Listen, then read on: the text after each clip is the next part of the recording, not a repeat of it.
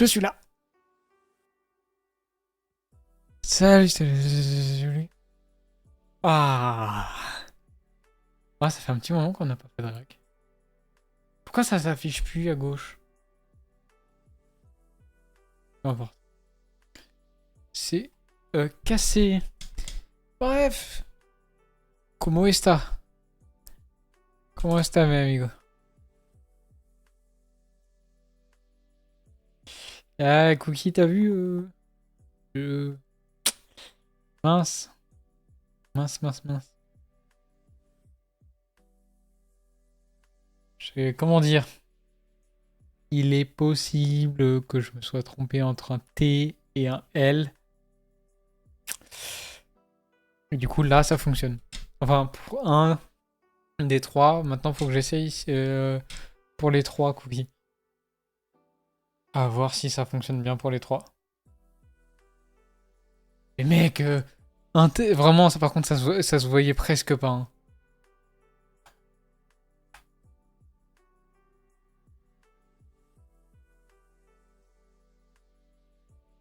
Mec, attends, je t'envoie un screen.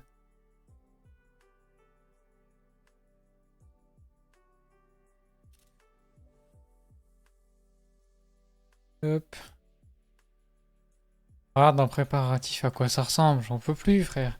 Et j'en ai fait qu'un sur les trois. Enfin, il y a des fichiers que j'ai fait trois fois parce que c'est hyper facile. C'est juste du copier-coller avec une valeur de modifier, mais...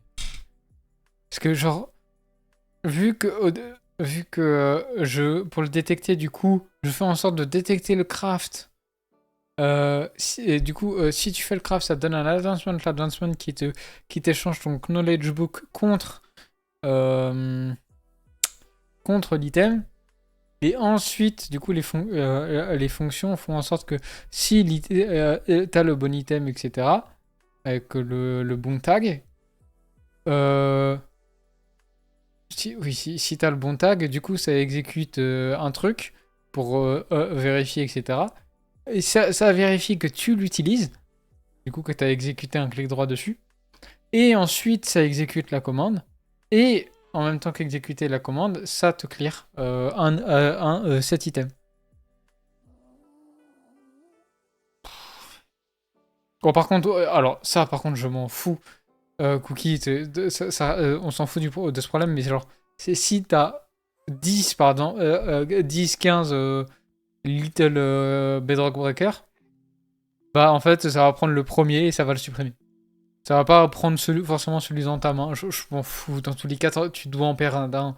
Dans tous les cas, ça change pas grand chose. Mais ça, en fait, ça prend le premier qui est le plus près de l'emplacement 1 de l'inventaire. Bref. Bref.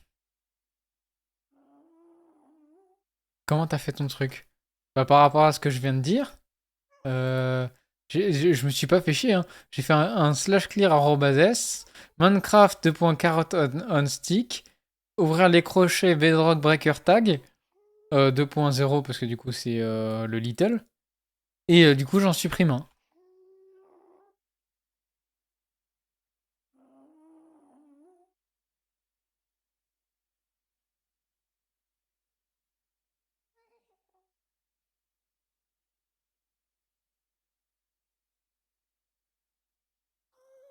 Oui mais... Oh ça va, ça change rien.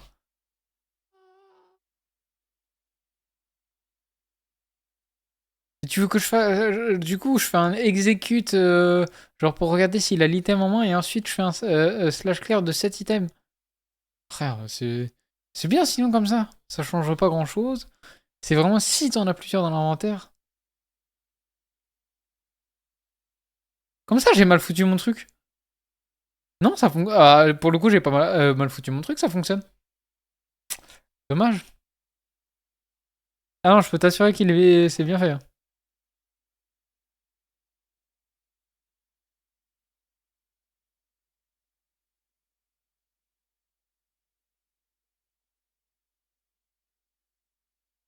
Tiens, je vais quitter. Bon non, en vrai, je vais laisser. Ouais, non, je vais quitter parce que si j'ai des sons à un moment donné- Voilà.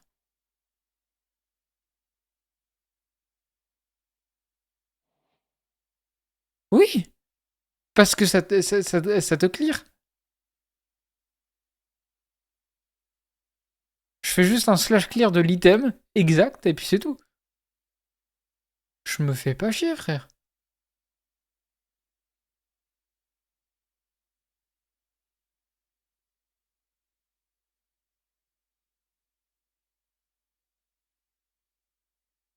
Parce que moi, je vais pas chercher à comprendre. Hein. J'ai fait hop, clear de cet item, point. Mais non!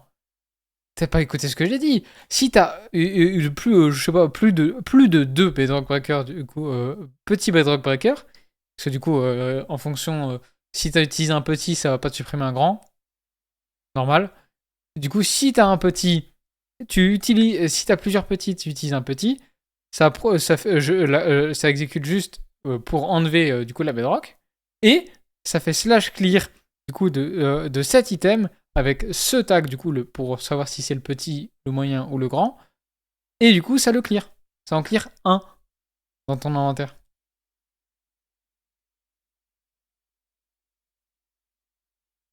C'est tout. Au moins il n'y a pas de problème, tu peux spam, il n'y aura pas de problème.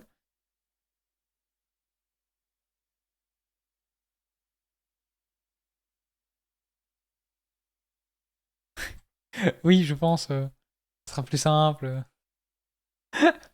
Après le live, après le live. Bref. Ah, sinon on va en parler pendant une demi-heure. Si, on ira voc après. Genre jamais Carflemme. Ouais, bah laisse tomber. Laisse tomber du coup. Bon, on va regarder ça. Les 50 jours qu'on va faire. Après, je vais dodo. Alors, je compte pas voc pendant une heure, hein. Mais pas grave, je vais me démerder. Du coup, voilà. Bah, je sais rien de la vidéo, mis à part. Alors, j'ai déjà entendu des histoires par rapport à Riot Game, mais je pense pas que j'ai déjà entendu celle-là. Certaines personnes ne le réalisent toujours pas, mais l'e-sport, c'est maintenant et depuis longtemps un véritable secteur professionnel. Et c'est pas simplement un véritable secteur professionnel, non, c'est un secteur professionnel en expansion. Il y a de plus en plus d'équipes professionnelles, avec des joueurs professionnels, des coachs professionnels, des managers, des agents, du staff technique et même du staff médical. Et quand je dis professionnel, c'est parce que c'est leur métier. C'est pas un passe-temps après le travail, c'est pas un complément de revenu à leur activité principale qui se situe dans un autre domaine, non, c'est leur profession. Les cash prizes sont de plus en plus gros, les events attirent de plus en plus de viewers, et sur place, il y a de plus en plus de monde, et donc par conséquent, on va... Alors, les events. Juste, il parle des events, ça me fait penser au KX3. Que j'ai pas du tout regardé. Ou CKX, ou je sais plus, le truc là de Kameto. J'ai juste vu genre un couronnement contre les Espagnols, ou sur plein de jeux différents aussi. Je crois qu'il y a eu Valorant, Rocket League, LOL. C'est tout ce que j'ai vu. Mais voilà. Pour le coup, c'est un gros événement. Français en tout cas. commencer à organiser les compétitions dans des arènes de plus en plus grandes. Pour l'instant, tout s'enchaîne de manière assez logique, parce que je vous parle de croissance, et tous les éléments de l'équation sont en train de grandir. Mais dernièrement, dans le monde de l'e-sport, il y a un élément qui allait contre la croissance. Un élément qui est pourtant fondamental dans n'importe quel secteur qui se veut un minimum professionnel. Récemment, les policiers en France l'ont fait, le personnel hospitalier le fait chaque année, pareil pour les professeurs. Et cet élément Grève. qui est déjà utilisé dans tous les secteurs que je viens de vous citer, par son existence, il vient de changer à jamais la manière de gérer l'e-sport.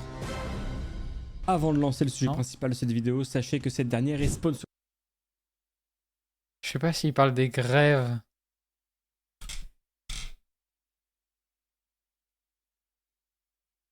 Moi, je pense à ça, je sais pas pourquoi. Blablabla, blablabla, blablabla. Du coup, on va la faire très très court. Le 28 mai 2023, on a connu la toute première grève de l'histoire de l'e-sport. Voilà, j'ai réussi à deviner. Merci. On va voir pourquoi c'est sûrement l'un des événements les plus importants dans toute l'histoire de l'e-sport. Le jeu qui va nous intéresser, c'est League of Legends. Et pour les quelques personnes qui n'ont jamais entendu parler de LoL, le but est très simple. 5 joueurs vont prendre 5 personnages et se mettre sur la gueule avec 5 autres joueurs. Le premier qui détruit la base adverse a gagné. C'est très simple dit comme ça, mais LoL c'est bien évidemment un jeu qui est rempli de mécaniques qu'il va falloir maîtriser en plus de connaître par cœur tous les personnages pour apprendre à jouer contre. Pour résumer, LoL c'est un objectif simple mais un jeu compliqué. Et bien que l'objectif soit resté le même depuis la sortie du jeu en 2009, l'ajout constant de nouvelles mécaniques de jeu ainsi que de nouveaux personnages maintiennent la hype chez les joueurs. Sauf si vous êtes comme moi et que vous jouez le même perso depuis 9 ans juste pour le plaisir de courir et de bondir comme un immense débile. Non sans blague, il y a un Discord dans la description, je défie quiconque qui voit cette vidéo de venir poster un screen avec plus de points de maîtrise que moi. Bref, League of Legends, c'est l'un des plus gros jeux e-sport. Un screen avec 1 million 700 000.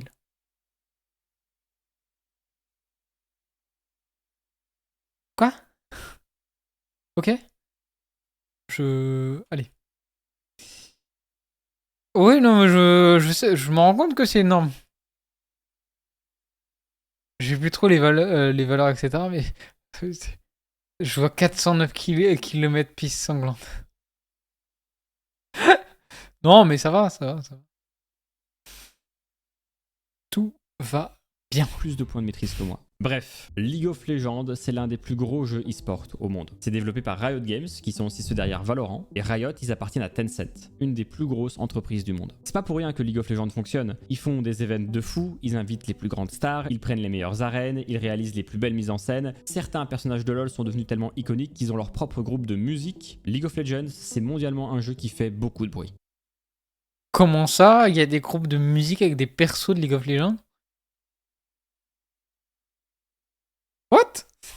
Je viens d'apprendre un truc là. Ok.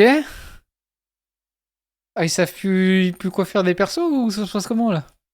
Et en termes d'e-sport, le format change un peu chaque année, mais pour simplifier, voilà comment c'est organisé. Chaque équipe appartient à une région et va tout faire pour être la meilleure de sa région. Chaque région gère sa saison comme elle veut, et comme il y a 2 tournois majeurs dans une saison de LoL, la plupart des régions vont organiser leur saison pour être synchro avec ces 2 tournois, à savoir le MSI en milieu de saison et les Worlds à la fin de la saison. Et oui, je sais, il y a aussi les All-Stars, mais qui se jouent hors saison, du coup, on cut, on va simplifier. La majorité des régions vont donc diviser leur saison en 2 gros morceaux, qu'on appelle des splits. Soyez dans les meilleurs du deuxième split, et vous aurez une chance d'être invité aux Worlds. Là aussi, chaque région gère en interne. Vous avez des régions qui envoient juste leurs meilleures équipes pour tenter de devenir champion du monde, et d'autres qui organisent des tournois pour leurs meilleures équipes, et c'est ce tournoi final qui décide qui va aux Worlds dans la région. Ou alors, soyez dans les meilleurs du premier split, et vous aurez aussi une chance d'affronter les meilleures équipes au MSI, le grand tournoi du milieu de la saison qui invite les meilleures équipes de chaque région. D'où le nom MSI, Mid-Season Invitational. Le nom simple et efficace. Simple et efficace contrairement à tous les autres noms que donne Riot aux régions. Venez, on va faire un jeu. Ça, c'est le nom de quelle région? C'est le plus simple, LEC, c'est l'Europe.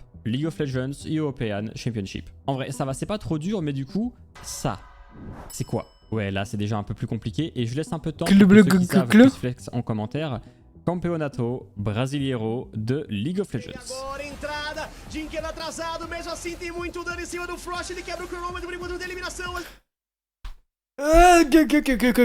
Quoi?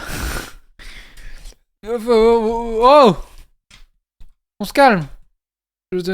Ok? Autrement dit, la ligue brésilienne. Le Brésil, c'est pas la meilleure région sur LoL, donc c'est pas super important. Mais vas-y, un dernier. LCS, c'est quoi? La Chine, la Corée, ça s'écrit qu'un K, du coup c'est pas ça. Le Cambodge, la Colombie, Cameroun, Chili. Comment? L'Amérique du Nord? Bon, écoutez, en plus d'être complètement incompétente pour gagner les Worlds, la région américaine est complètement incompétente pour choisir son propre nom. Mais malgré leur immense compétence, c'est pourtant en Amérique du Nord que tout va commencer. Ça sort pas de nulle part, vous savez, parce qu'un mouvement de protestation, ça vient pas tout seul. C'est une accumulation d'actions qui vont rendre les gens mécontents et au bout d'un certain temps, provoquer un ras-le-bol général. Et c'est seulement à partir de là qu'on commence à se balader avec des torches et des fourches. En fait, c'est comme un feu. Il faut un peu de bois et ensuite on sort l'allumette qui va tout cramer. Sauf que le bois ici, c'est les joueurs de la région LCS et c'est un bois assez humide parce que les joueurs LCS, ils ont jamais eu de réelle raison de se plaindre avant. Donc ils vont pas s'enflammer et il va falloir plusieurs allumettes pour démarrer le feu. Et ce communiqué de la part de Riot, c'est la première allumette. Bon, là pour nous, c'est simplement des mots qui forment des phrases, donc on va analyser tout ça. Je vous l'ai dit, chaque région gère ses équipes et en Amérique du Nord, c'est très simple. On a la Ligue 1 et en dessous la Ligue 2. Et oui, on va appeler ça la Ligue 1 et la Ligue 2, sinon on va se perdre dans les noms. Dans la Ligue 1, il y a 10 organisations qui ont payé leur place plusieurs millions de dollars. Et donc ils viennent avec des gros budgets, les meilleures conditions de travail, le meilleur staff, les meilleurs coachs, les meilleurs joueurs. Et dans la Ligue 2, on a 16 équipes. 6 10 qui ont mérité leur place à travers des qualifications, et les 10 autres places, ce sont les grosses organisations de la Ligue 1 qui font jouer leurs jeunes talents en Ligue 2 pour les entraîner. Donc on pourrait se dire que c'est cool, que le système mélange équipes inconnues qui performent de fou et jeunes talents de grosses organisations. Sauf qu'en fait, il y a une chose que je vous ai pas dit et qui va être la raison pour laquelle tout va péter. Les grosses organisations qui payent pour avoir des coachs, des joueurs et du matériel pour jouer en Ligue 2, c'est pas parce qu'elles en ont envie, c'est parce que c'est obligatoire. Toutes les organisations de Ligue 1 doivent avoir au moins une équipe en Ligue 2. C'est la règle. Et donc Toutes les équipes en Ligue 1 doivent avoir une équipe en Ligue 2. Mais chiant. Chiant de fou.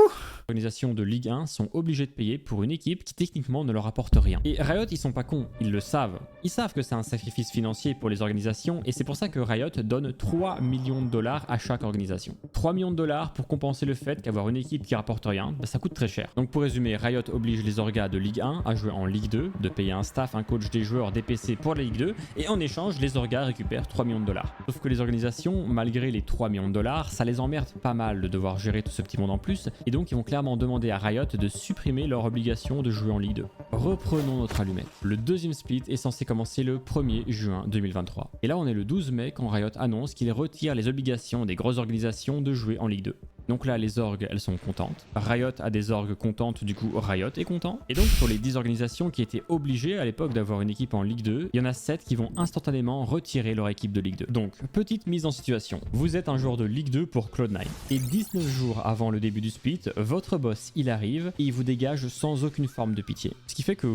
Oh, j'avais pas pensé à ça. Oh, tu t'entraînes depuis je sais pas combien de temps. 19 jours avant. Bon, allez, au revoir. Yes. Vous, vos mates, votre coach, tout le staff qui vous accompagnait, tout le monde finit à la rue. Vous multipliez ça par 7 et vous vous retrouvez avec 35 potentiels joueurs pro. 35 jeunes talents qui se font lâcher du jour au lendemain. Des joueurs qui avaient pour certains déménagé proche de leur structure, des joueurs qui avaient un avenir. On rajoute les coachs, le staff et au total c'est plus de 70 personnes qui se retrouvent à la rue du jour au lendemain. Et là les joueurs de Ligue 1 ils vont pas être très contents. Parce que c'est pas juste 70 personnes au pif qui sont mis à la rue, non c'est 70 collègues. Et pour certains c'est même des amis qui sont jetés dehors. Les joueurs de Ligue 1 ils vont faire comprendre à Riot qu'ils sont pas d'accord avec ça et qu'on peut pas promettre des merveilles à des jeunes talents avant de les abandonner sur le bord de la route. Parce que oui au final l'obligation d'avoir une équipe en Ligue 2 c'était la sécurité qui avait convaincu beaucoup de joueurs de tout plaquer pour devenir joueur à plein temps. En enlevant cette sécurité, Riot abandonne les joueurs sur le bord de la route. C'est pas ce qui était promis. Ok d'accord, on a 50 joueurs pro qui sont pas très contents, mais comment on fait quand on est 50 et qu'en face il y a une entreprise multimilliardaire qui te regarde de haut? Eh bien tu fais comme tous les autres secteurs professionnels. Tu te rallies derrière un syndicat. Je sais qu'il y a des gens qui travaillent, qui regardent cette vidéo et qui ont pas de syndicat et vous dites putain il y a des joueurs de jeux vidéo, ils ont un syndicat et pas moi.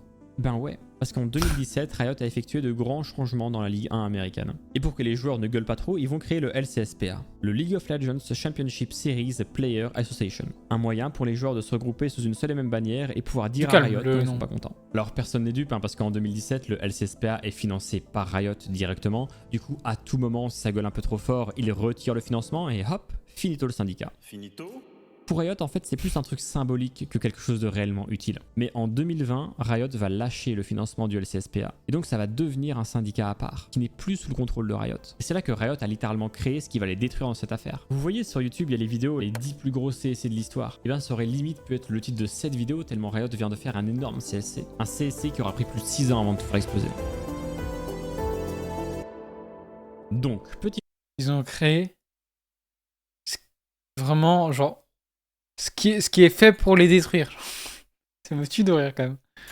Résumé. Le 12 mai, Riot sort sa première allumette. Le jour même, en interne, c'est 7 organisations qui vont briser l'avenir de 70 personnes. Et toujours le jour même, les joueurs de la Ligue 1 se révoltent et le font savoir à travers un communiqué du LCSPA. Et là, je dois dire, c'est un communiqué très marrant. C'est marrant parce que dans ce communiqué, les joueurs vont dévoiler qu'une équipe de Ligue 2, ça ne coûte pas du tout 3 millions de dollars, qu'avec seulement 17% de leurs ressources, les organisations devraient être largement capables de tout faire tourner et qu'il faudrait arrêter de faire n'importe quoi avec l'argent que donne Riot. Et les organisations, devant ce message, elles vont complètement l'ignorer. 7 organisations sur 10 vont tout annoncer publiquement, une à une, qu'elles quittent la Ligue 2. Et là, ce que je viens de vous dire, c'est même pas totalement vrai, parce qu'il y a plein d'organisations qui n'ont pas pris la peine de faire le moindre tweet pour annoncer la fin de leur équipe. Ils détruisent l'avenir de leurs joueurs dans l'ombre sans rien dire à personne. Bon, là, les joueurs, on peut dire qu'ils ont mangé un énorme ratio de la part de Riot et des organisations, et c'est pour ça qu'ils vont passer à la prochaine étape, à savoir l'ultimatum.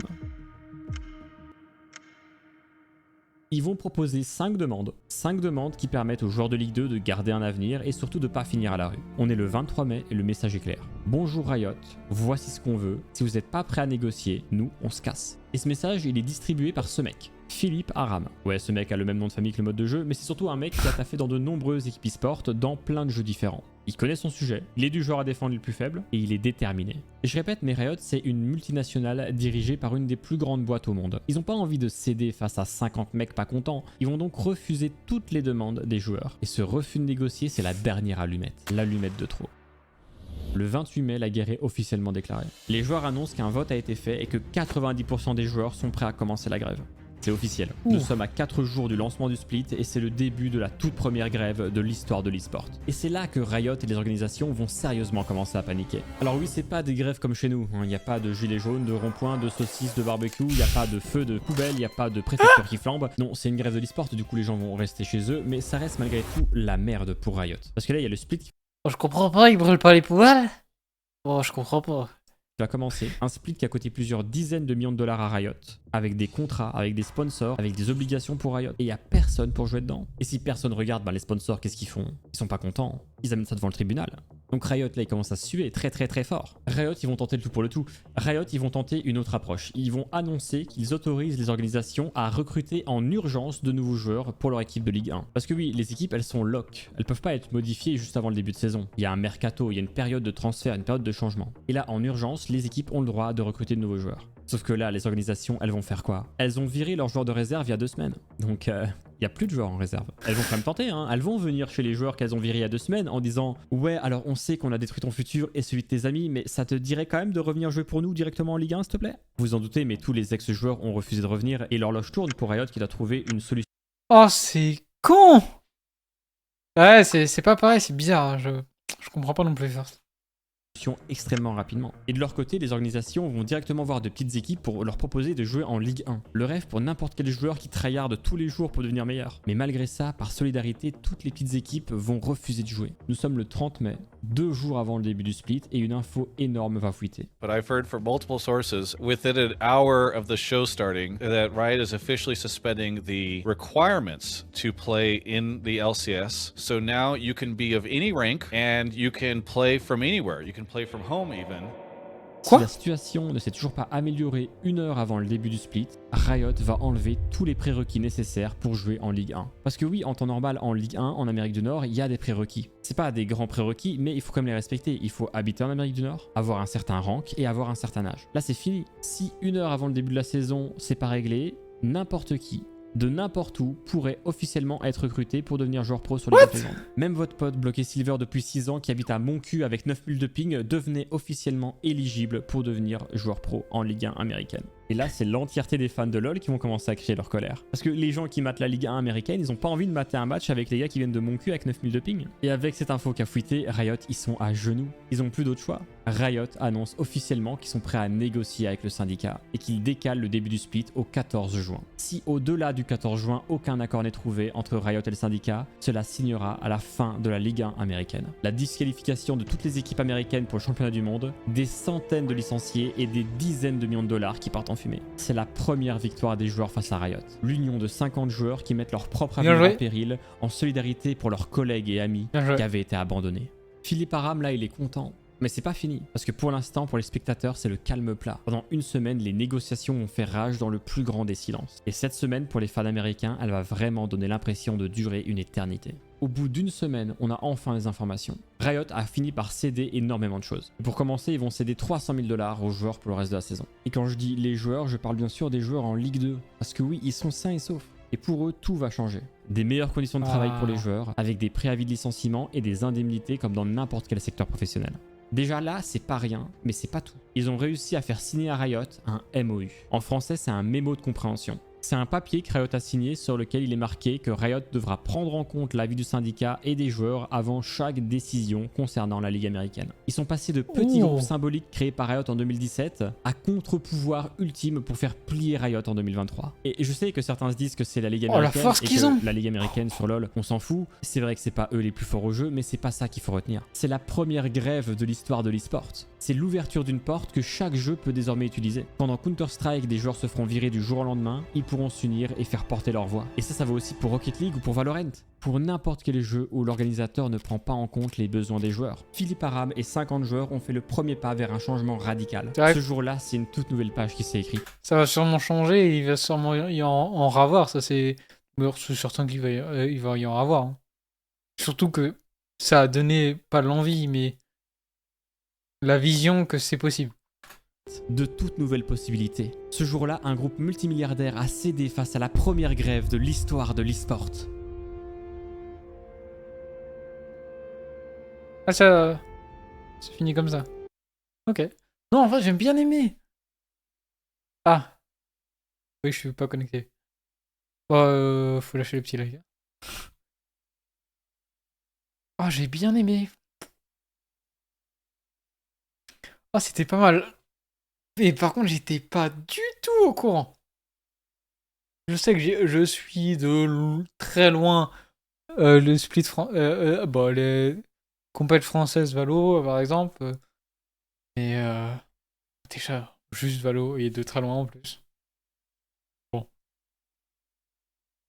Et là, qui ait déjà eu une grève, chapeau. Alors, on change de sujet direct.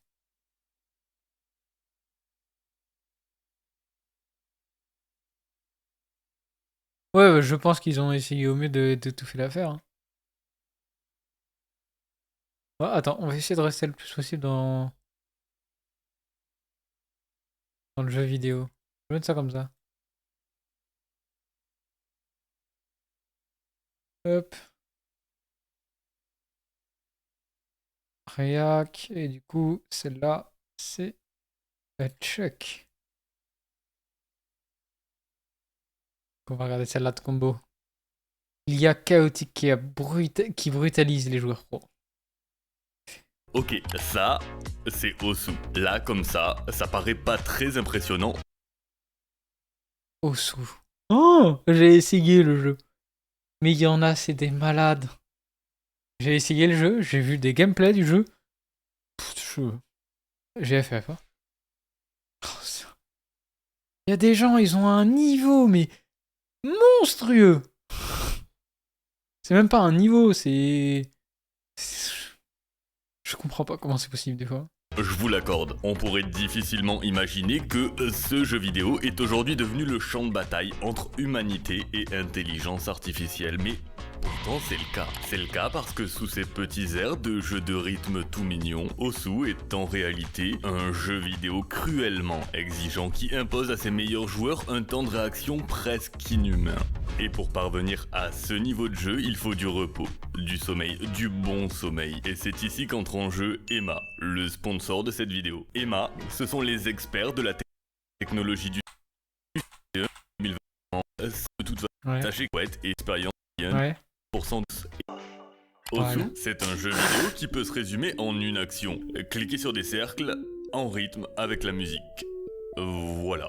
Vu comme ça a l'air simple. Hein. C'est tout. Et avec ça, vous avez compris 99% de ce qu'est Osu et le 1% restant, je peux vous l'expliquer en seulement 19 secondes. Regardez, en plus des cercles, il y a aussi des sliders où il faut maintenir le clic et des spinners où il faut spinner. Les niveaux sont plus ou moins difficiles et il est possible d'en augmenter la difficulté via différents modificateurs. Avec Double Time, tout va plus vite. Avec Flashlight, la visibilité est réduite. Avec Hard Rock, la complexité augmente. Voilà. Et lorsqu'une map grimpe en difficulté, les points de performance qu'elle accorde, les PP, grimpent avec elle. Et c'est eux qui déterminent le classement d'un joueur. Donc l'objectif, c'est de faire des maps de plus en plus difficiles avec de plus en plus de modificateurs et les faire d'une façon qui se rapproche de plus en plus de la perfection. Et là, avec ça, vous avez tout ce qu'il faut pour comprendre Osu et pour comprendre pourquoi il y a quelques années de ça, une très belle performance sur Osu, ça rapportait 600 pp et ça ressemblait à ça.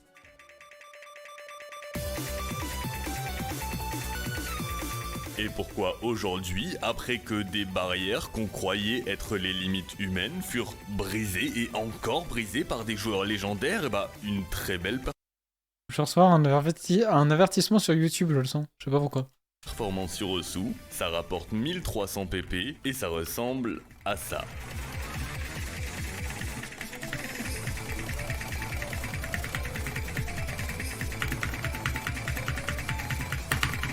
Bon, ce que vous venez de voir, en réalité, c'est pas juste une partie lambda d'Osu. En fait, c'est la partie la plus importante d'Osu à ce jour. C'est le record mondial qui s'élève à 1371 pp et qui est détenu par Emrek. Et Emrek, c'est un ovni. Pourquoi ? Parce que quand je vous dis qu'Osu est juste un jeu vidéo dans lequel il faut cliquer sur des cercles en rythme avec la musique, en fait c'est un mensonge. Parce qu'en vérité, pour arriver à ce niveau de jeu, c'est tout un arsenal de compétences très pointues qu'il faut parvenir à maîtriser et perfectionner. Précision, endurance, rapidité, mémorisation, lecture de jeu, contrôle des nerfs, abonnement cloché à cette chaîne, consistance, contrôle du curseur, vitesse de frappe. C'est beaucoup de compétences. Et certains joueurs sont des spécialistes Il l'a bien de calé. l'une d'entre elles. Certains sont très rapides, d'autres très précis. Et Emrek, lui, c'est un jeune joueur de 17 ans qui n'a aucune de ces compétences particulièrement développées. Non, il les a toutes. Regardez, j'ai fait un graphique. Là, il y a les mecs nuls à Osu. Juste au-dessus, on a les bons joueurs, comme moi. C'est faux. J'ai un niveau pitoyable et encore au-dessus, c'est l'élite de ce jeu vidéo, le top 10 des joueurs. Bon bah Emrek, lui, il est là. Et si ce graphique tout droit sorti de ma cavité rectale ne vous a pas convaincu, regardez plutôt les chiffres. Il détient le record de longévité à la première place du classement mondial sur serveur officiel et privé en même temps. Il est le premier au monde à avoir accompli l'exceptionnelle prouesse de 100 parties dépassant les 1000 pp et parmi le top 50 des meilleures performances d'Osu, 30 portent sa signature. Mais Oui. ça ne s'arrête pas là. Lorsqu'il avait Pas 40 mal. parties à plus de 1100 pp, le reste du monde combiné n'en avait que 22. Lorsqu'il avait 18 parties à 1200 pp, le reste du monde combiné n'en rassemblait que 3. Ce que ça veut dire, c'est très simple. C'est que si toutes les personnes au monde jouaient sur le même compte Osu, ce compte serait quand même deuxième derrière Emrek. Voilà, dire qu'il est l'homme le plus dominant de ce jeu vidéo serait presque une insulte en fait. Emrek, c'est le roi démon immortel d'Osu. Il met The une vitesse fuck. si folle à tous les autres joueurs de ce jeu vidéo compétitif qu'il n'a plus du tout de compétition.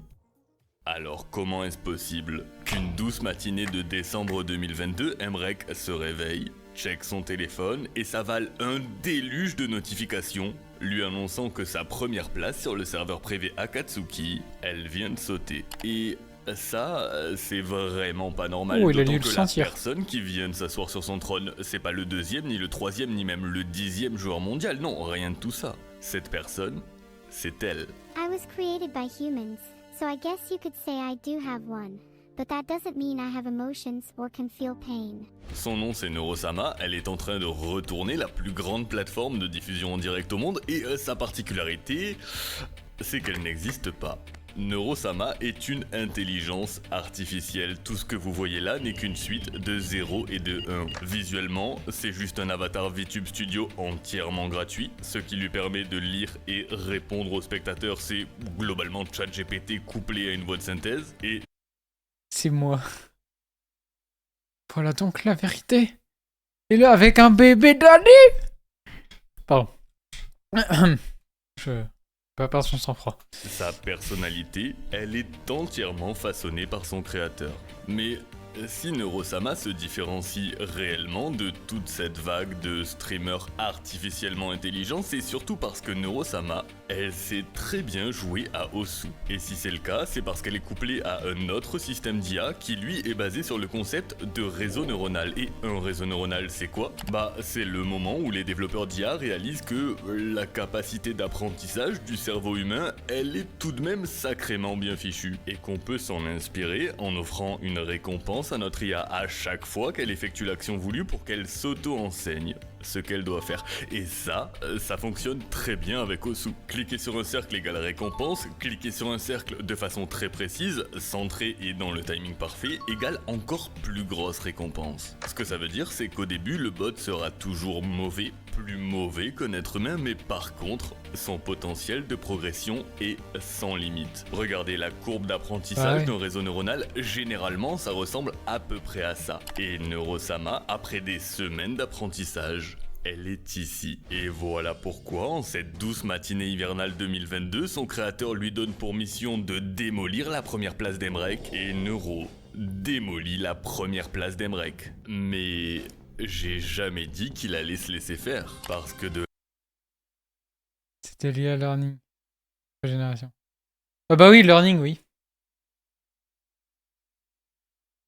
là, c'est une bataille de tous les jours qui s'installe entre ces deux colosses du jeu de rythme qui vont tour à tour se reprendre l'un et l'autre la place de numéro 1. Un duel au sommet sous les yeux de l'entièreté de la communauté Osu, mais un duel qui ne pouvait pas durer éternellement. Hello, Mrek. They tell me you are my only competition. You will be the first to succumb to the swarm. I challenge you to a 1v1. You will be destroyed. Pop, pop, pop. Pour Tetris 89, j'ai été bonne. Merci à Code Bullet de m'avoir pris. Aïe aïe aïe. Emrek contre Neurosama. Et du coup, First, bientôt tu vas faire une IA pour Valo, c'est ça? L'humanité contre l'IA, l'homme contre sa truc propre impossible. création. Et très franchement, les chances ne sont pas du tout en notre faveur parce que l'historique des batailles entre l'IA et l'humanité jusqu'à présent, c'est pas glorieux. Il y a de ça 4 ans, on a mis la meilleure équipe de Dota 2 au monde contre les bots d'OpenIA et, comment vous dire, ça s'est pas très bien passé pour nous et je crois que c'est aussi le cas sur StarCraft, sur Gran Turismo et sans doute sur tout un tas d'autres jeux vidéo. Sauf que là on parle d'Emrek, notre meilleur guerrier et si une seule personne au monde peut défendre l'honneur de notre espèce sur Osu, c'est lui. No, I'm not immortal, but I'm definitely more durable than a regular human. Surely she doesn't SS. Surely. Easy slap. Take it over. What the fuck? C'est lui qui est pas humain en fait.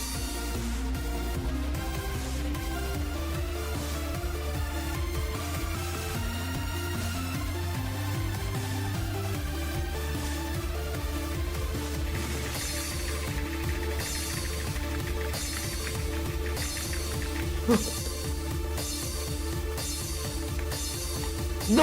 Wait, what? I lured you all in with the promise of winning. Well played. Too easy. That's what I'm saying. Too easy. Alors. Redescends.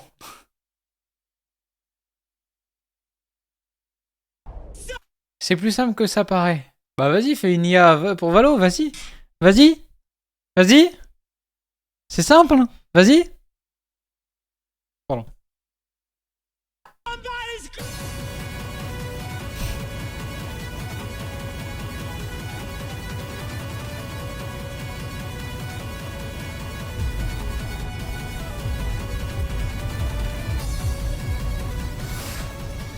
Ouf.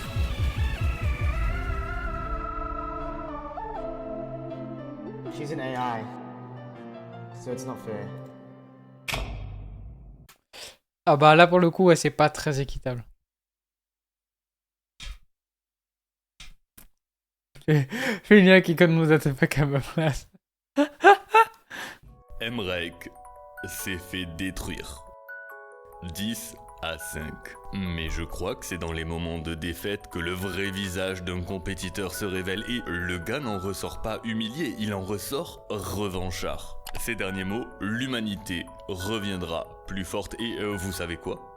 L'humanité est revenue plus forte. Parce que ces paroles, elles ont résonné dans l'esprit de notre homme BTMC, le plus grand créateur de contenu au monde sur Osu, qui s'est donné pour mission d'organiser la revanche de l'humanité. Et dans cette bataille, c'est nous qui avons l'avantage du nombre. Parce qu'on parle d'un 15 contre 1, les 15 meilleurs joueurs du monde, tous ensemble, y compris Emrek, contre Neurosama, seul. Mais si pour eux, c'était la plus grande bataille de leur vie, pour Neuro, c'était juste samedi après-midi. Bah normal. We secured the rank 3 player and the rank 2 player and the rank 1 player. And and it seems like it's working. It's okay. I'll win next time. The world if I could aim! Oh my.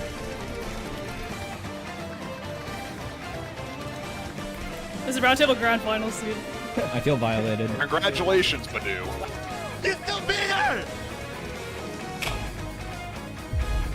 Oh no! She's cooking!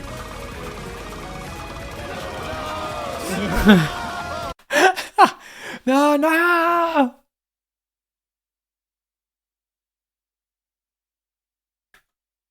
Cooked to 1K. She just cooked to 1K.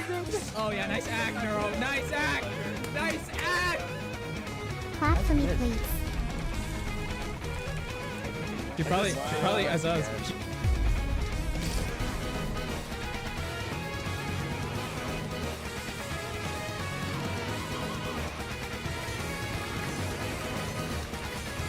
Aïe. Oh là là là là. Oh, Look at the kid off! Holy shit. what the fuck? She double X! I'm happy I won. On s'est fait oblitérer. Voilà, et plutôt violemment en plus de ça, Neuro a pris l'humanité par le col et lui a poncé le crâne avec le côté vert de l'éponge, j'ai pas d'autre façon de le dire. Et le pire, c'est que c'était inévitable en fait, plus il jouait contre elle et plus elle apprenait, plus elle devenait forte. Mais en tout cas, c'est confirmé. Sur Osu, comme sur beaucoup d'autres jeux vidéo, l'humanité, c'est finito. Et en soi, c'est pas dramatique, c'est juste un domaine de plus dans lequel, face à l'IA, on ne fait juste pas le poids. Et ça... De toute manière, au fur et à mesure, dans ce lequel l'IA va être, ils vont réussir à l'adapter un peu partout. c'est clairement pas... Ah oui, la fatigue. Ah, une IA, c'est pas très fatigué, généralement. À moins que là où elle est, ça brûle. Donc elle brûle indirectement. Pour le coup, là... Voilà, mais sinon, mis à part ça, pas de problème. Ou, si, ne pas avoir d'électricité. Pour une IA, c'est un peu chiant. Ah, même pour nous, pour jouer, c'est chiant aussi. Prêt de s'arrêter car petit à petit, c'est sur tous les domaines qu'on est en train de se faire fumer. Art, musique, doublage, écriture, informatique, c'est impossible de ne pas voir ce qui est en train de se passer et avec des projets comme Neurosama qui remettent en cause l'utilité même de nos joueurs et nos streamers, il n'y a aucune honte à se poser la question. Est-ce qu'on est vraiment si...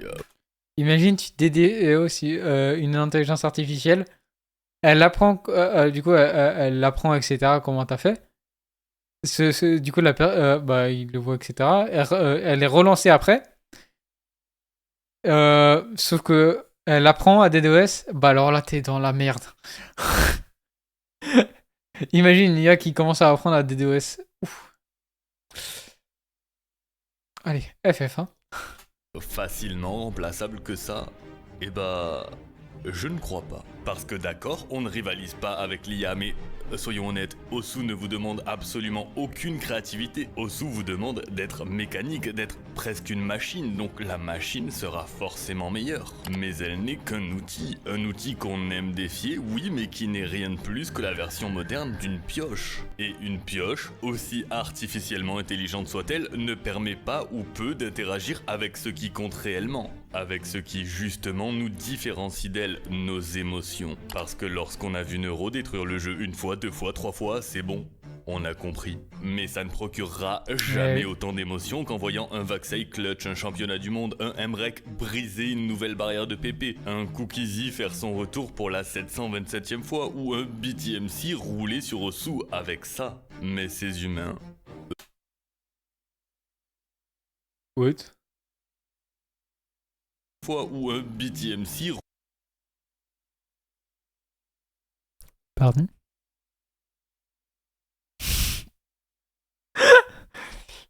T'es mal la taille du clavier. Il fait 2 mètres le truc. Ah, j'imagine trop jouer à plein de jeux avec.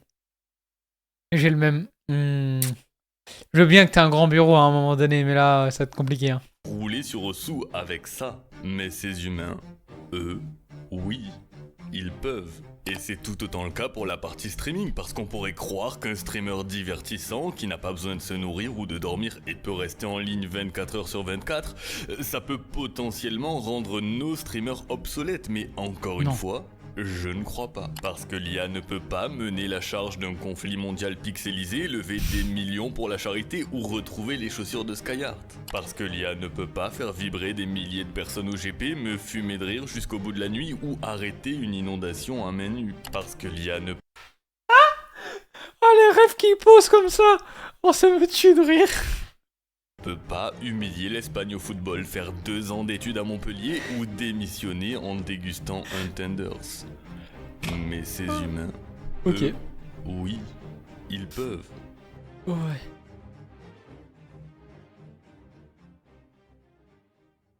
Oh, je m'attendais pas. Oh, le Jiraya qu'on a vu avec l'inondation. Souvent des... Tais-toi. Oh, je m'y attendais tellement pas. What the fuck. Alors, Polyearth.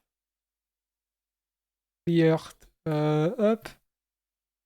La descente aux enfers du génie des FPS. Voilà le drame qui s'est passé.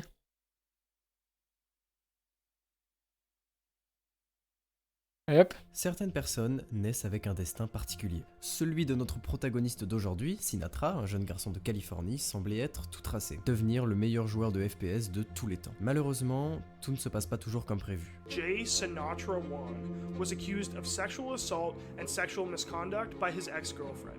He's since been suspended from Sentinel's Valorant roster while an investigation is carried out. Aujourd'hui, je vais vous raconter l'histoire de celui qui est probablement le personnage qui a fait couler le plus d'encre en e-sport et la personnalité peut-être la plus controversée du milieu. Celui qui était à un ban de devenir le meilleur joueur de l'histoire de Valorant et peut-être même de tous les FPS.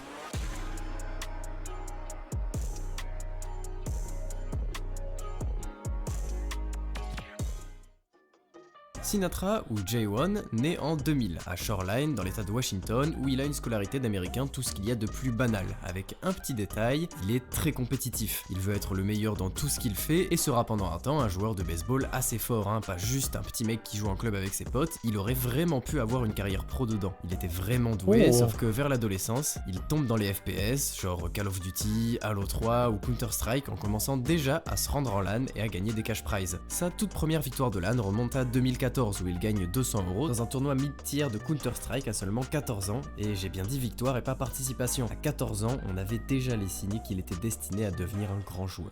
2 ans plus tard, après avoir beaucoup joué à CS, il lâche l'école totalement, abandonne ses études et sa potentielle carrière dans le baseball pour se focus sur l'e-sport et les jeux vidéo, et s'il arrête tout, c'est pas parce qu'il a la flemme des cours, mais parce qu'il décide d'aller s'installer avec son équipe Overwatch Selfless Gaming en Géorgie à Atlanta, à 16 ans. Il dira en interview que ses parents ne comprenaient rien du tout à la situation, mais que sa mère finira par accepter et le suivra même en Géorgie, vu qu'elle voulait pas le laisser vivre tout seul à l'autre bout des États-Unis, c'est plutôt logique en vrai. D'ailleurs, à la base, il rate l'entretien d'entrée chez Selfless Gaming et ne sera pas pris dans l'équipe. Heureusement. Ah, c'est Spige?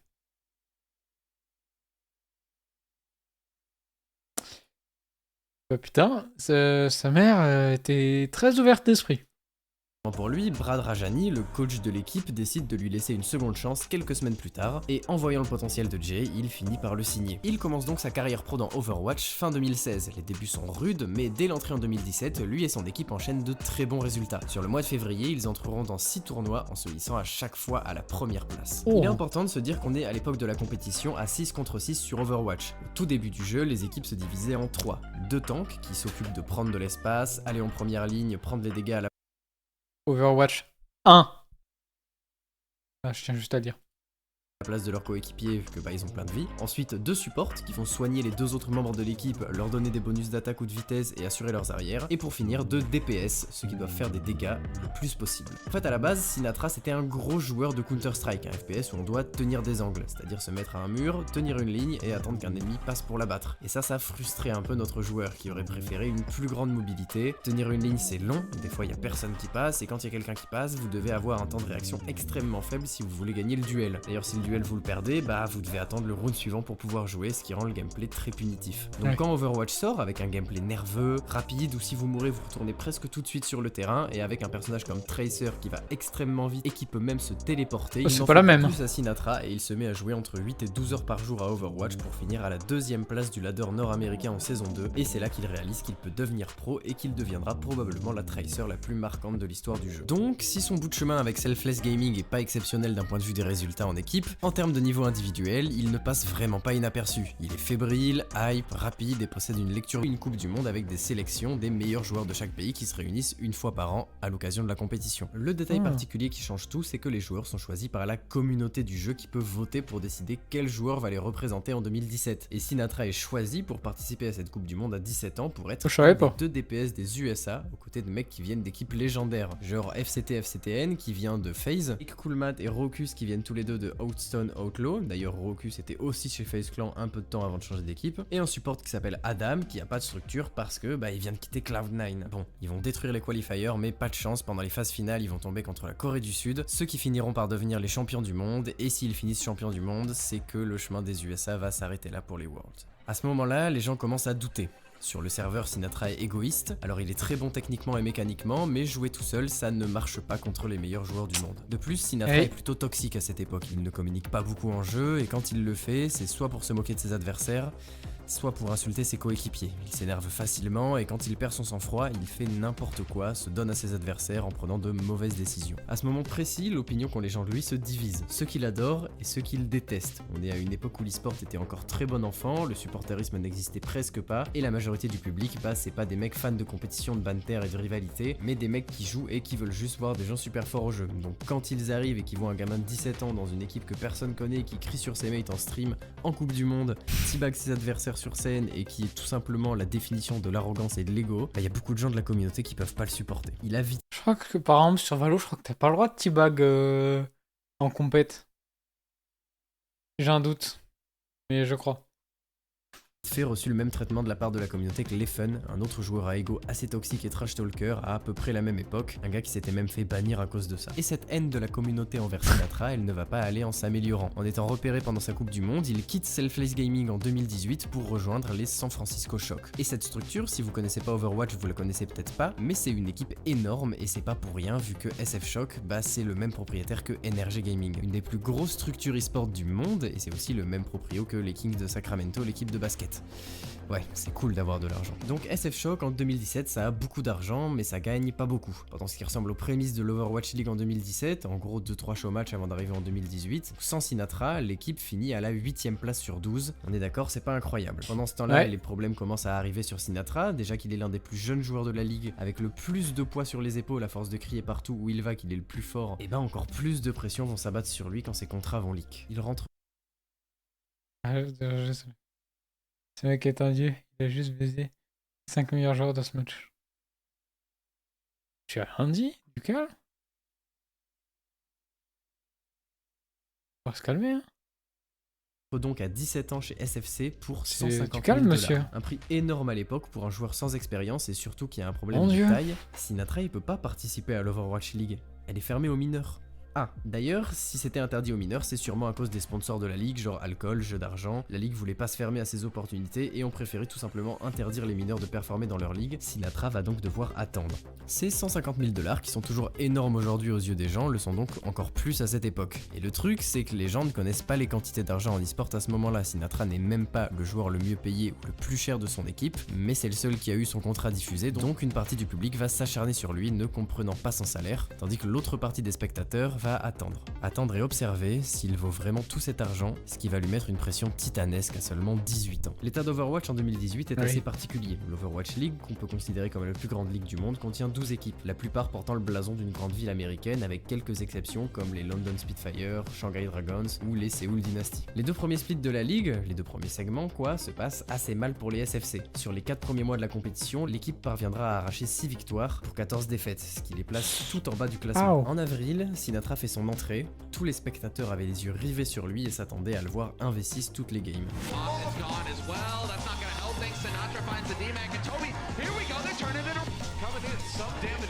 Sinatra. San Francisco still rolling forward either way, and that's going to be point A. Ooh, big cleanup kill from Sinatra. Yeah, you got to be able to get them in here. Frankie gets overwhelmed. Barbarians still another ones who are delayed. Things just a little bit long. Alors ouais, Sinatra est très fort, mais malheureusement pas assez. Il n'est pas décisif, surtout au début de sa saison, et les SFC finissent 9ème dans les derniers. J1, quant à lui, derrière Sinatra, n'a pas changé. Il est toujours toxique, toujours égoïste, toujours aussi arrogant et sûr de lui. Ça ne peut pas continuer comme ça. Il ne pourra pas gagner tout seul, tout le monde le sait, tout le monde lui dit, mais il ne semble pas comprendre. Quelque chose doit changer.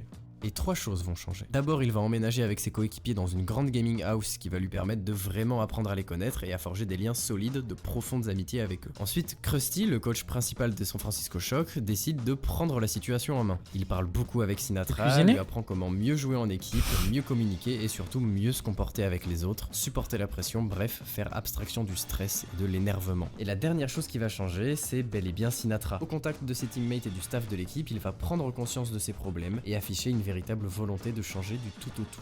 Known for being toxic, just not a good person, but a good player.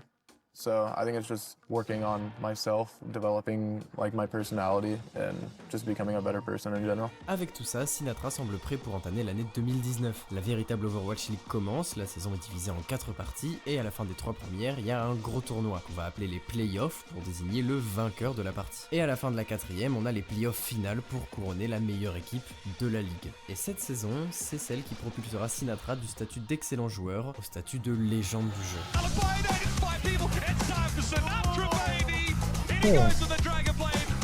Oh. Oh. Pas mal.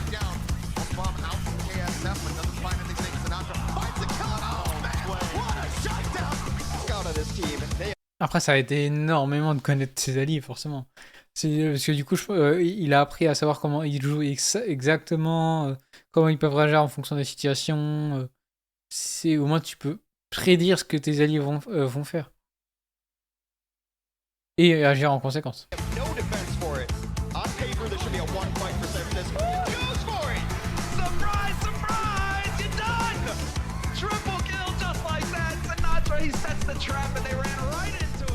Alors là, on doit vite fait parler de quelques stats. SFC en 2019, c'est terrifiant. Sur les 6 mois de compétition, ils ne perdront que 5 matchs sur les 28 de la saison. Et en réalité, cette année-là, en Overwatch League, il n'y aura que 2 équipes marquantes. Les SFC, donc en 23 victoires pour 5 défaites, et une autre équipe qui domine la compétition, les Vancouver Titans, avec 25 victoires pour 3 défaites. On arrive au tout premier playoff en mars, et bien évidemment, la finale, ce sera les SFC face aux Vancouver Titans. Les 2 équipes n'ont pas perdu une seule game avant d'arriver en finale. Ces 2 équipes seront destinées à s'affronter au sommet tout au long de l'année et le public s'apprête à voir ce qui est sûrement le plus haut niveau d'Overwatch que le monde ait connu à cette époque.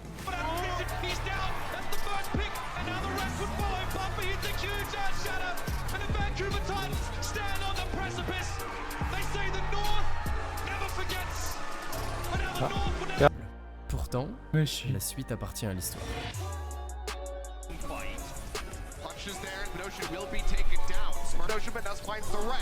Sinatra goes ahead, punishes the Mercy, however.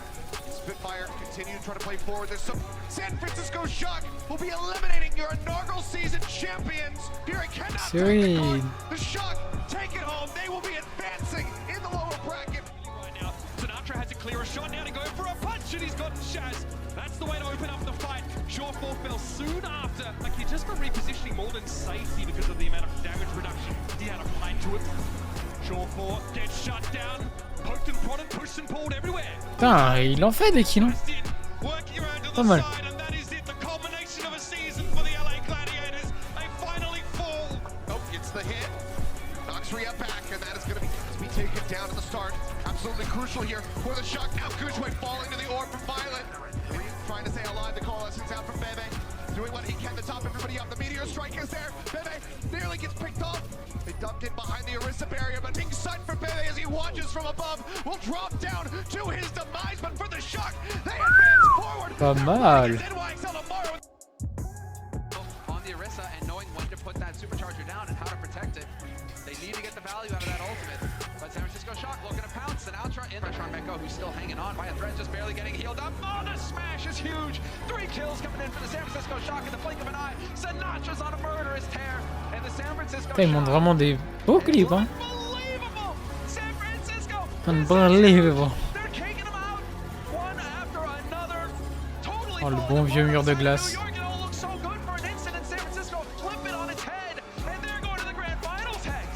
So aggressively, but Sinatra already has his meteor strike in the heart. Beautiful. Oh. Ult 3 kills.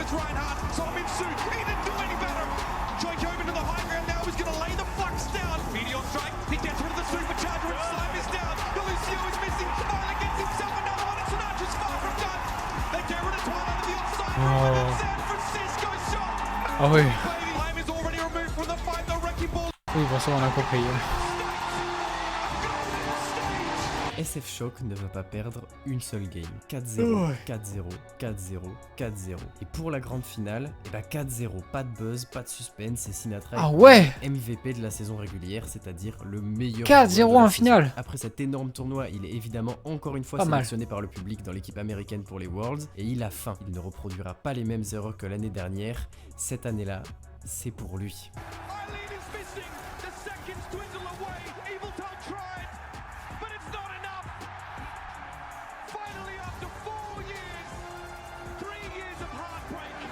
World Champion.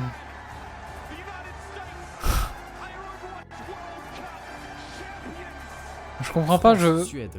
je voyais, j'ai pas vu le drapeau breton, je comprends pas là. Bizarre. Grande-Bretagne, Corée, encore Corée et Chine, tous ces pays qui sont normalement la crème de Overwatch, n'a rien pu faire face aux États-Unis. Seulement une game de perdu sur tout le tournoi contre les Coréens, qui je rappelle étaient les seuls à avoir déjà gagné des Worlds avant cette année-là. Un setcount d'à peu près 20 games prises pour une game perdue, et Sinatra a vraiment porté son équipe sur toute la compétition. Et il est sans surprise le MVP des championnats du monde. Donc la même année, il est champion du monde, MVP des Worlds, top 1 de la saison et MVP de la saison, bref, une année parfaite, et encore aujourd'hui personne ne l'a refait Oui, dans c'est toute pas mal. l'histoire d'Overwatch. Il était au top de sa carrière et sera même invité au Late Show de Jimmy Fallon, une des plus grandes stars des États-Unis. Ce gamin-là, il aura une grande carrière dans Overwatch. Ça, c'est ce que pensent la plupart des spectateurs. Il est à son prime sur le jeu vit bien, il a aucune raison d'arrêter. Sauf qu'un certain jeu va sortir en 2020 et Sinatra va quitter Overwatch. Ouais, donc Valorant, le jeu de Riot qui mélange en gros CSGO et Overwatch, sort et beaucoup d'anciens pros de ces jeux-là décident de se mettre dessus. Le truc, c'est que normalement, c'est les pros un peu sur la descente qui font le switch. Les meilleurs joueurs du monde de CS, ils vont pas sur Valo. Et là, le mec qui est numéro 1 de son jeu, loin devant les autres, il a une super synergie avec son club et ses coéquipiers, et pourtant il part comme ça. En réalité, Sinatra commence à se désintéresser de plus en plus de la compétition sur Overwatch. Il perd la passion, Ah, il est perd la lassé. flamme, il lui fallait un nouvel objectif. Il se met à côté des entraînements d'Overwatch à beaucoup jouer à Valorant. Il retourne à la base de ce qu'il aimait dans les jeux vidéo, de ce qu'il aimait dans l'e-sport quand il faisait des LAN CSGO en 2016. Alors il va quitter SFC en 2020, donc il lui faut une nouvelle équipe,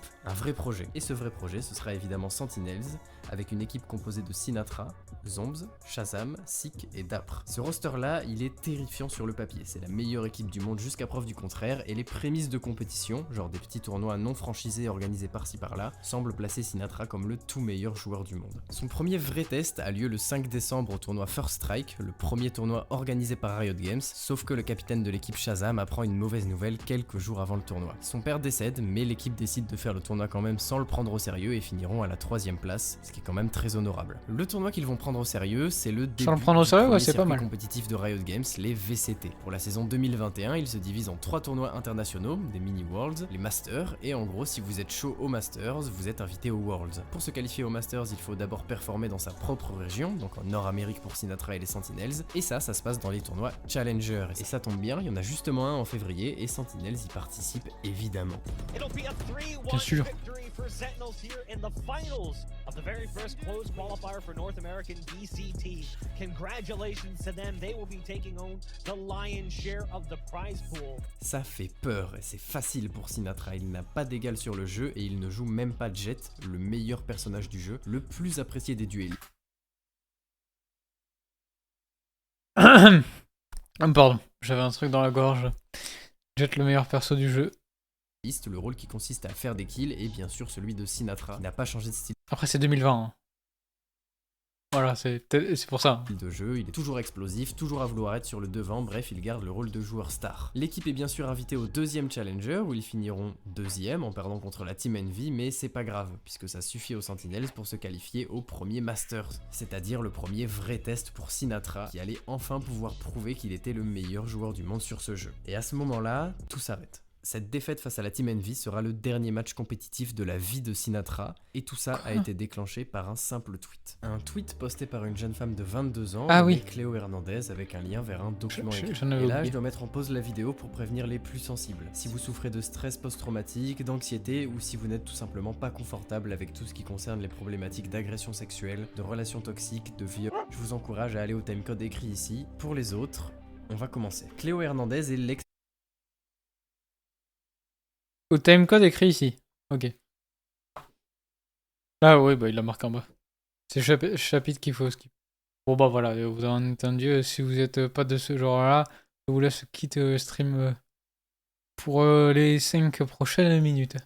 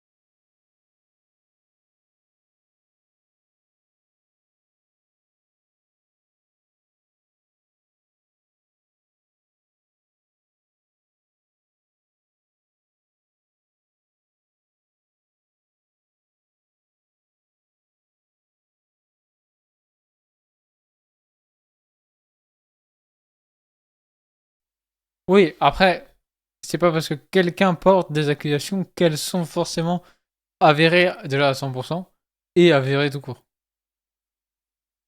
Parce que c'est déjà arrivé plus d'une fois que quelqu'un porte des accusations, en fait, il y a rien.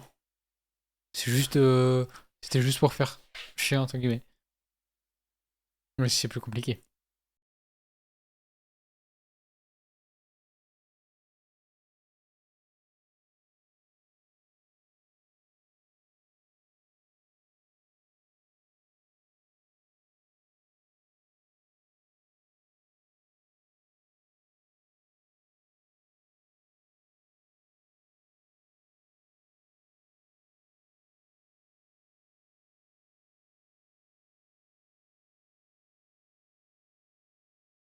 Pour le coup, si t'as rien à te reprocher, t'acceptes l'enquête volontiers, au moins t'es dédouané.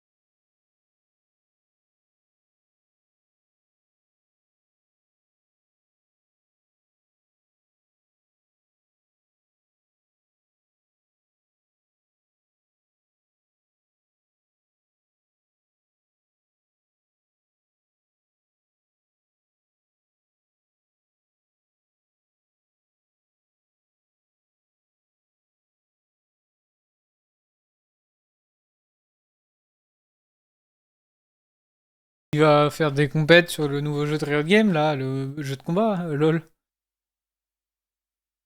Allez, hein. Tajin. Tajin.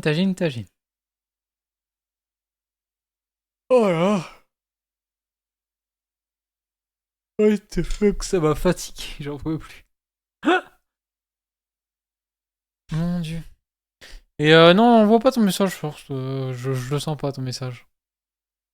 Je sais pas pourquoi, hein, mais...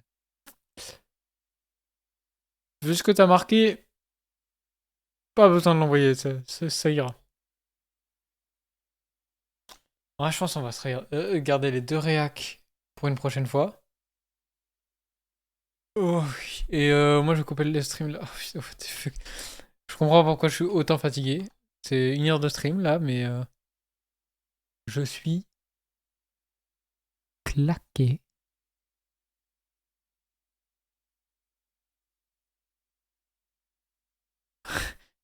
Je l'ai tapé, je l'ai relu, en fait... non. Ouais, bah si tu t'es dit ça, heureusement que tu l'as pas fait entrer. À la limite, tu peux l'envoyer en MP Discord, au moins... voilà, c'est sûr. Mais ouais. Ouais. J'ai mon message mensonge. Pas de crypto là. Ouais, c'est bon, je suis fatigué.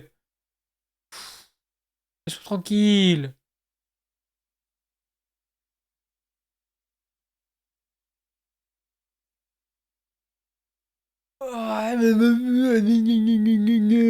Ta gueule. Oh, Cookie plus 1, va te faire foutre, Cookie.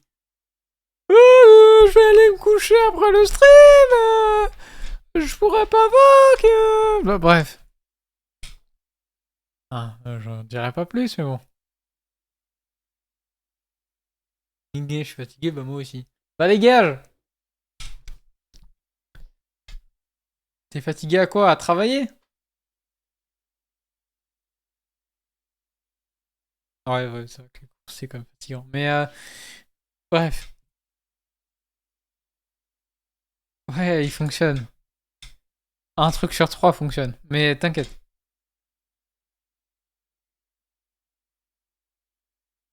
Imagine être nul en code. Bah, mec, imagine ne jamais avoir eu de cours pour savoir coder.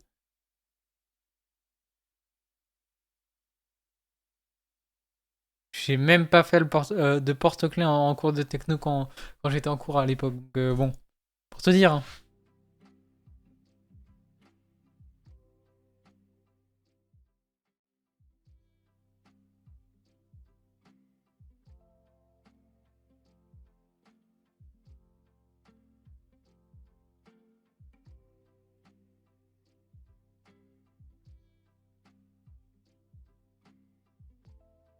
T'as vu ta A?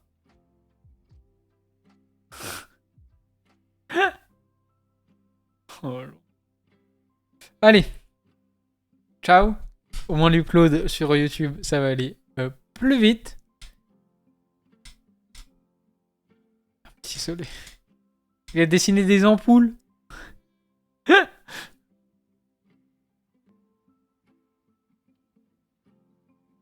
Bref. À demain 20h pour du Satisfactory. Au revoir.